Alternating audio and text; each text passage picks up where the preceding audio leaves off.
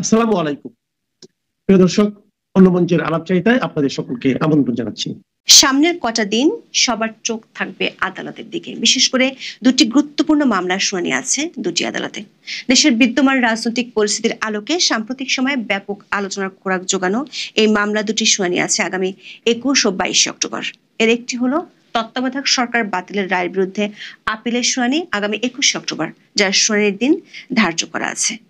সংশ্লিষ্ট আইনজীবীরা আশা করছেন ওই দিন মামলাটি শুনানি হবে এবং শিগগিরই তাদের আবেদন গৃহীত হয়ে তত্ত্বাবধায়ক সরকার ব্যবস্থা পুনর্বহাল হবে। তবে আদালত যদি তত্ত্বাবধায়ক সরকার পুনর্বহালের পক্ষে রায় দেয়, তাহলে সে রায় অনুযায়ী কবে থেকে এবং কিভাবে সে রায় কার্যকর হবে, কিংবা আগামী ত্রয়োদশ জাতীয় সংসদ নির্বাচন তত্ত্বাবধায়ক না অন্তর্বর্তী সরকারের অধীনে হবে, তা নিয়ে আইনজীবীদের মধ্যে মতভিন্নতা রয়েছে। মতভিন্নতা থাকলেও সাম্প্রতিক রাজনৈতিক পরিস্থিতির কারণে সামনের দিনে রাজনৈতিক গতিপথ পাল্টে দিতে পারে বলে এই রায়ের দিকে রাজনৈতিক দল ও তাদের সমর্থক আইনজীবীরা পাখির চোখের মতো দৃষ্টি রাখছেন। দ্বিতীয় মামলাটি সাম্প্রতিক সময়ে সবচেয়ে বেশি আলোচিত। এ মামলায় বর্তমানে সেনা হেফাজতে থাকা 15 জন কর্মরত সামরিক কর্মকর্তার বিরুদ্ধে দায়ের হওয়া গুমের অভিযোগের শুনানি হতে পারে আগামী 22 অক্টোবর। কারণ এরই মধ্যে এ মামলায় অভিযুক্ত সাবেক ও বর্তমান মিলিয়ে 25 সেনা কর্মকর্তা সহ মোট 30 জনকে আন্তর্জাতিক অপরাধ ট্রাইব্যুনাল 22 অক্টোবর আদালতের সামনে হাজিরার নির্দেশ দিয়েছেন। বাংলাদেশের ইতিহাসে একযোগে এতজন সেনা কর্মকর্তাকে সিভিল বা বেসামরিক আদালতে বিচারের বিরল এই ঘটনা এর মধ্যে সারা দেশে বেশ তোলপাড় ও চাঞ্চল্যের সৃষ্টি করেছে। কর্মরত 15 সেনা কর্মকর্তাকে সেনা আইন অনুযায়ী সেনা সদরের হেফাজতে রাখা হয়েছে। সরকার ঢাকা সেনানিবাসের একটি ভবনকে তাদের জন্য সাবজেল হিসেবে ঘোষণা করেছে। তবে আইসিটির প্রসিকিউশনের দাবি অনুযায়ী তাদেরকে এখনো সিভিল প্রশাসনের কাছে হস্তান্তর করা হয়নি। ফলে আদৌ তাদেরকে সিভিল প্রশাসনের কাছে হস্তান্তর করা হবে কিনা, 22 অক্টোবর তাদেরকে আদালতের সামনে হাজির করা হবে নাকি অন্য কোনো প্রক্রিয়া তাদের বিচার কাজ শুরু হবে, এ নিয়ে চলছে নানান জল্পনা কল্পনা। সেনাবাহিনীর একাধিক সূত্রে জানা গেছে, এই 15 সেনা কর্মকর্তার বিচার শেষ না হওয়া পর্যন্ত সেনাবাহিনীর হেফাজতে থাকবে, এটা মোটামুটি নিশ্চিত। এখন সেনা নাকি আইসিটি কোন আইনে তাদের বিচার হবে এবং আদালতের সম্মুখে নাকি ভার্চুয়াল ট্রায়ালের মাধ্যমে বিচার কাজ চলবে, তা নিয়ে সরকার ও সেনাবাহিনীর উচ্চ পর্যায়ে আলোচনা চলছে। সূত্রগুলো বলছে, এ দুটি মামলার বিচার কাজের উপর দেশের রাজনৈতিক পরিস্থিতির অনেক কিছু নির্ভর করছে। বিস্তারিত জানতে চলুন যাওয়া যাক বিশ্লেষণে। গত 8 অক্টোবর আওয়ামী লীগ সরকার আমলে গুম করে নির্যাতনের অভিযোগে দায়ের করা 3টি মামলায় সাবেক প্রধানমন্ত্রী শেখ হাসিনা সহ 30 জন অভিযুক্তের বিরুদ্ধে গ্রেফতারি পরোয়ানা জারির নির্দেশ দেয় আন্তর্জাতিক অপরাধ ট্রাইব্যুনাল। যাদের নামে গ্রেফতারি পরোয়ানা জারি করা হয়েছে তাদের মধ্যে সাবেক ও কর্মরত মিলিয়ে 25 জন সামরিক কর্মকর্তার নাম আছে। আগামী 22 অক্টোবরের মধ্যে অভিযুক্তদের গ্রেফতার করে আদালতে হাজির করার নির্দেশ দেয় আইসিটি। বাংলাদেশের বিচারিক ইতিহাসে এমন বিরল আদেশটি নিয়ে বেশ হইচই পড়ে যাওয়ার পর 11 অক্টোবর সেনা সদরে এক ব্রিফিংয়ে জানানো হয়, ওয়ারেন্টের কপি তারা হাতে পেলেও সেনা আইনে অবসরপ্রাপ্ত একজন সহ মোট 15 জনকে সেনা হেফাজতে নেওয়া হয়েছে। 13 অক্টোবর আইসিটির চিফ প্রসিকিউটর অবশ্য বলেন, গ্রেফতারি পরোয়ানা পালনের ব্যাপারে সেনাবাহিনীর বিভিন্ন পর্যায়ের অফিসকে অবহিত করা হয়েছে। সেনাবাহিনীর গ্রেপ্তারের ক্ষমতা নেই, পুলিশ তাদের বিরুদ্ধে গ্রেপ্তারি পরোয়ানা তামিল করবে। অবশ্য তার আগের দিন স্বরাষ্ট্র মন্ত্রণালয় একটি বিজ্ঞপ্তি জারি করে জানায়, সেনানিবাসে একটি ভবনকে বিশেষ কারাগার ঘোষণা করেছে সরকার। দর্শক, আদালতের নির্দেশ অনুযায়ী সেনা হেফাজতে থাকা অভিযুক্ত 15 সেনা কর্মকর্তাকে 22 অক্টোবরের মধ্যে আদালতের সামনে হাজির করতে হবে। সেনাবাহিনীর একাধিক সূত্র বলছে, বিচার শেষ না হওয়া পর্যন্ত সেনাবাহিনী এই 15 সেনা কর্মকর্তাকে নিজেদের হেফাজতে রাখতে চায়। সে কারণে ইতিমধ্যে বিশেষ কারাগারও সরকার ঘোষণা করেছে। যদিও চিফ প্রসিকিউটর সাংবাদিকদের বলেছিলেন, আসামিরা কোথায় থাকবেন সেটা আদালত নির্ধারণ করবে। সূত্রগুলো বলছে, 22 অক্টোবরের মধ্যে আদালতে হাজিরের যে বাধ্যবাধকতা, সেটি নিয়ে এখন সেনাবাহিনী ও সরকার উচ্চ পর্যায়ে আলোচনা চলছে। সেনাবাহিনীর পক্ষ থেকে অভিযুক্তদের বিচার সেনা আইনে করার পক্ষে মত দেওয়া হয়েছে। বিশেষ করে যারা কর্মরত তাদের বিচার সেনা আইনে না হলে ভবিষ্যতে অনেক আইনগত ও প্রশাসনিক জটিলতা তৈরি হওয়ার আশঙ্কার কথা সেনাবাহিনীর পক্ষ থেকে সরকারকে জানানো হয়েছে। আরেকটি বিষয়ে সরকারের সাথে সেনাবাহিনীর উচ্চ পর্যায়ের আলোচনা চলছে, সেটি হলো যদি আইসিটিতে বিচার হয় তাহলে কোন প্রক্রিয়ায় বিচার হবে। একটি পক্ষ চায় 15 সেনা কর্মকর্তা নিরাপত্তার খাতিরে সাব জেলে কিংবা ভার্চুয়াল কোর্টের মাধ্যমে বিচার হোক, তবে চূড়ান্ত সিদ্ধান্ত এখনো হয়নি বলে একাধিক সূত্রে জানা গেছে। আবার আইসিটি আইনের সবশেষ সংশোধনী নিয়ে উচ্চ আদালতে রিট করার পরিকল্পনা আছে অভিযুক্তদের। 6 অক্টোবর জারি করা এই সংশোধনী অনুযায়ী আইসিটিতে অভিযোগ দায়ের হওয়ার সাথে সাথে চাকরিচ্যুত হওয়ার বিধান যুক্ত করা হয়েছে। এখন যদি রিট করা হয় এবং রিটের রুলের আদেশ অভিযুক্তদের পক্ষে গেলে আইসিটিতে বিচারের প্রক্রিয়া প্রশ্নের মুখে পড়ে যেতে পারে। সূত্রগুলো বলছে, সরকার ও সেনাবাহিনীর মধ্যে বিষয়টি নিয়ে বেশ কয়েকটি উচ্চ পর্যায়ের বৈঠক হয়েছে।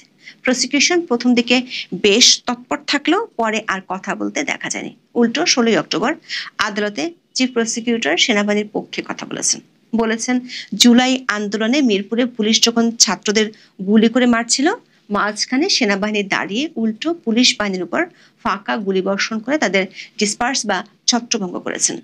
4 দিন আগে যিনি সেনাবাহিনীর গ্রেপ্তারি ক্ষমতা নিয়ে প্রশ্ন তুলেছিলেন, তিনি আদালতে বলেছেন সাবেক প্রধানমন্ত্রী শেখ হাসিনা একমাত্র সেনাবাহিনীকে অপরাধ সংগঠনে ব্যবহার করতে পারেননি। দর্শক, হেফাজতে থাকা এই 15 সেনা কর্মকর্তার মামলা শুনানির আগে উচ্চ আদালতে আরেকটি গুরুত্বপূর্ণ মামলা শুনানি আছে।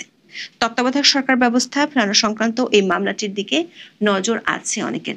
1996 সালে সংবিধানের 13 সংশোধনীতে তত্ত্বাবধায়ক সরকার ব্যবস্থা অন্তর্ভুক্ত হয়েছিল, তবে এর বৈধতা চ্যালেঞ্জ করে 1998 সালে হাইকোর্টে রিট দায়ের হয়। 2004 সালের 4 আগস্ট রিটটি খারিজ করে হাইকোর্ট তত্ত্বাবধায়ক সরকার ব্যবস্থাকে বৈধ ঘোষণা করেন। পরে ওই রায়ের বিরুদ্ধে 2005 সালে সুপ্রিম কোর্টের আপিল বিভাগে আপিল দায়ের করা হয়। এরপর আপিল বিভাগের 7 বিচারপতির পূর্ণাঙ্গ বেঞ্চ 2011 সালের 10 মে সংখ্যাগরিষ্ঠ মতামতের ভিত্তিতে সংবিধানের 13 সংশোধনী বাতিল ঘোষণা করে রায় দেন। আদালত তার রায়ে তখন বলছিলেন, আইনসম্মত না হলেও প্রয়োজনের কারণে 10ম ও 11 জাতীয় সংসদ নির্বাচন বাতিল করা 13 সংশোধনীর আওতায় হতে পারে। তবে তৎকালীন আওয়ামী লীগ সরকার আমলে 2011 সালের 30 জুন জাতীয় সংসদে 15 সংশোধনী পাশ হয় এবং 3রা জুলাই গেজেট প্রকাশিত হয়। এরপর 2014, 2018 ও 2024 এই 3টি জাতীয় নির্বাচন আওয়ামী লীগের অধীনে অনুষ্ঠিত হয়।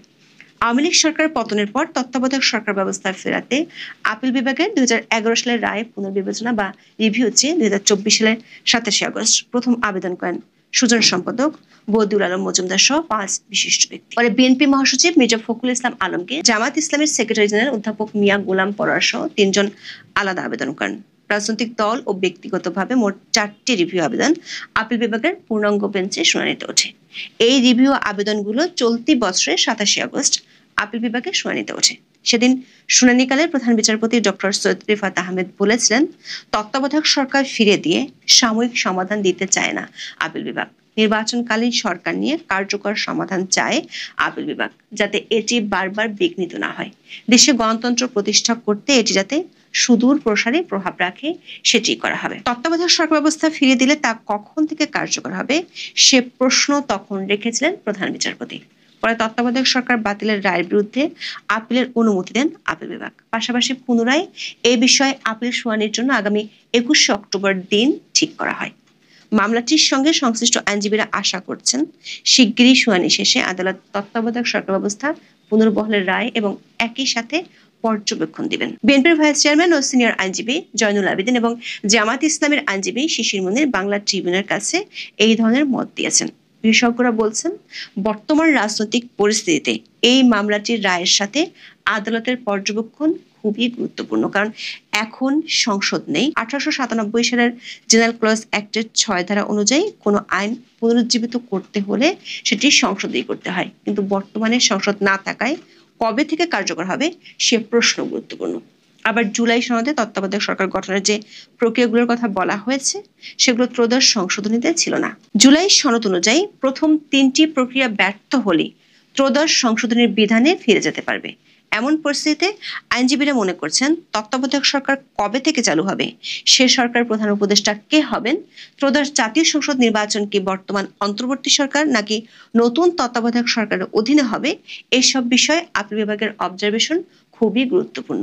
আইনজীবীরা মনে করেন, যদি 13 সংশোধনী অনুযায়ী সবশেষ প্রধান বিচারপতি তত্ত্বাবধায়ক সরকারের প্রধান হন, তাহলে আগামী তত্ত্বাবধায়ক সরকারের প্রধান কে হবেন। আদালত সূত্রে জানা গেছে, বর্তমান প্রধান বিচারপতি সৈয়দ রিফাত আহমেদের জন্ম 1958 সালের 28 ডিসেম্বর। সংবিধানের ৯৬-১ অনুচ্ছেদ অনুযায়ী বিচারপতিরা ৬৭ বছর বয়স পর্যন্ত দায়িত্ব পালন করতে পারেন। সেই হিসেবে বর্তমান প্রধান বিচারপতি অবসরে যাবেন আগামী ২৭ ডিসেম্বর। তবে উচ্চ আদালত শীতকালীন ছুটিতে যাবে ১৮ ডিসেম্বর। তার আগেই হয়তো নতুন প্রধান বিচারপতি নিয়োগ হয়ে যেতে পারে। আদালতের একটি সূত্র বলছে, যদি আদালতের অবজারভেশনে ত্রয়োদশ সংশোধনী অনুযায়ী তত্ত্বাবধায়ক সরকার গঠিত হতে হয়, তাহলে বর্তমান প্রধান বিচারপতি অবসরে যাওয়ার পর প্রধান উপদেষ্টা হিসেবে দায়িত্ব নেওয়ার সম্ভাবনা আছে তার।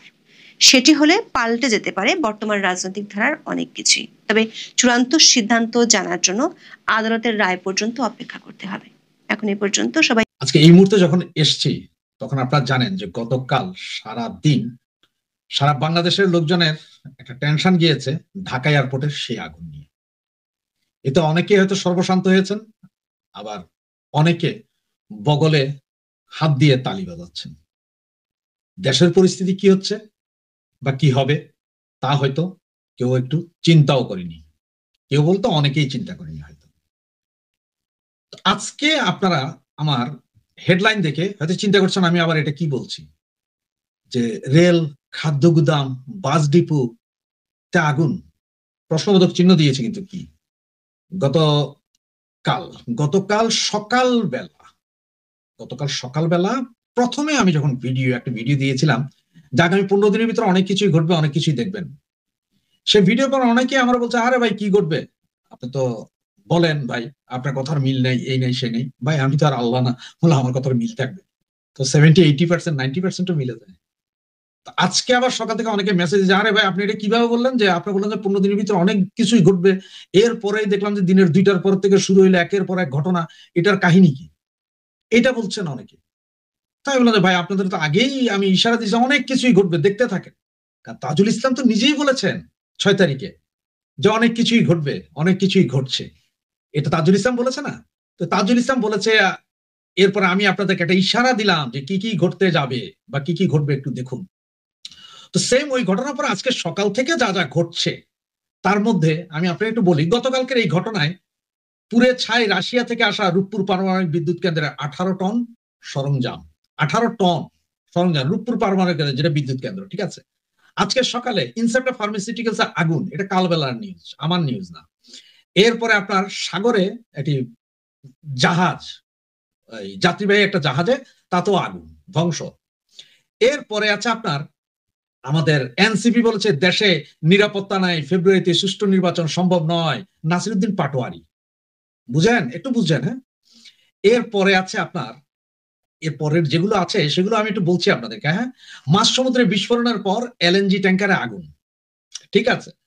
Pabna technology school and college মহাজনের আগুন, ঠিক আছে। এরপরে আর কি, এরপরে এখনো টাইম আছে, আরো 8-10 ঘন্টা টাইম আছে। সুতরাং এর ভিতরে আরো কি কি ঘটে রাতের 12টার আগে দেখেন, তাইলে আজকে দিনের ফুল ক্যামেরা ফিল আপ। তো এত কিছু দেখার পরে আসলে আমার একটা গান মনে পড়ে গেল, ভাইয়া একটু গানটা গাই আপনাদেরকে, মনে কিছু নিয়েন না। আর গানটা হচ্ছে সেটা, লাগাইলে তো লাগে আগুন নিবাইব তোর কোন বাবাই, আগুন লাগাইস না আমার গায়ে, গায়ে রে আগুন লাগাইস না আমার গায়ে। আপনাদের নিশ্চয় মনে আছে আফগানিস্তান থেকে যখন আমেরিকান সেনাবাহিনী চলে যায় তখন আফগানিস্তানের সবকিছু ধ্বংস করে দিয়ে গিয়েছিল। সিরিয়াতেও সেম, ইরাকেও সেম, লিবিয়াতেও সেম, কিছুই রাখেনি। সুতরাং সেইটারই কি পরিকল্পনা হচ্ছে না? আপনারা সবাই জানেন, আমরা সবাই বলি যে আমেরিকা যার বন্ধু তার কোনো শত্রুর প্রয়োজন নেই। সুতরাং আমেরিকাই কি শত্রুতামি করাচ্ছে না এই ডাক্তার মহাজন ইউনুসকে দিয়ে?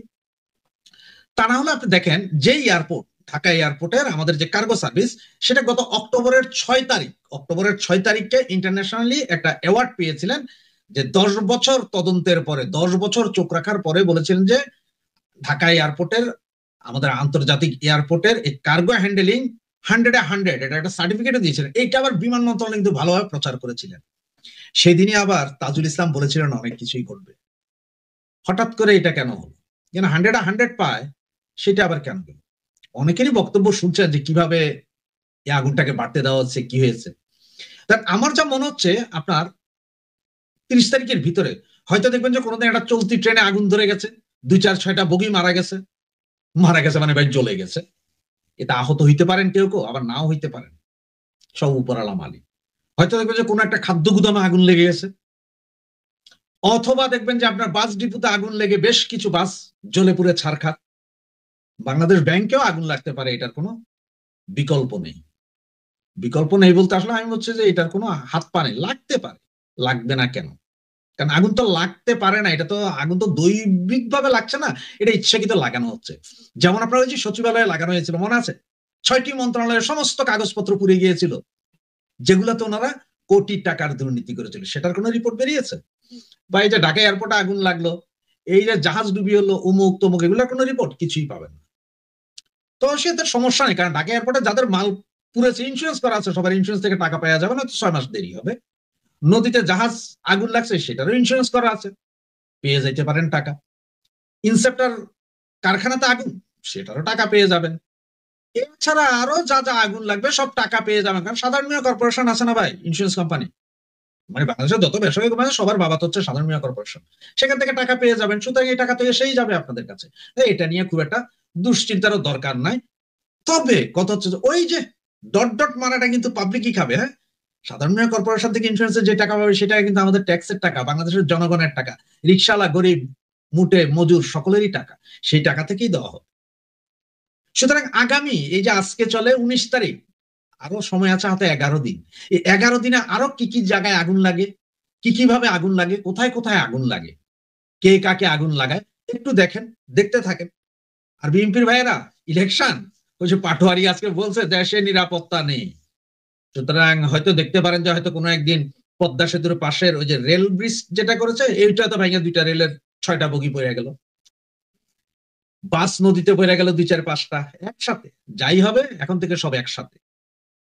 আপনারা যেখানে যেখানে হাই সিকিউর করেছেন সব জায়গায় হয়তো আগুন আপনারাই লাগাচ্ছেন, এখানে অন্য কেউ লাগাচ্ছেন সরকারের সহযোগিতায়, সরকারের সর্বোচ্চ সহযোগিতা, প্রচ্ছন্ন সহযোগিতায় এবং নির্দেশিত পন্থায় আগুন লাগছে।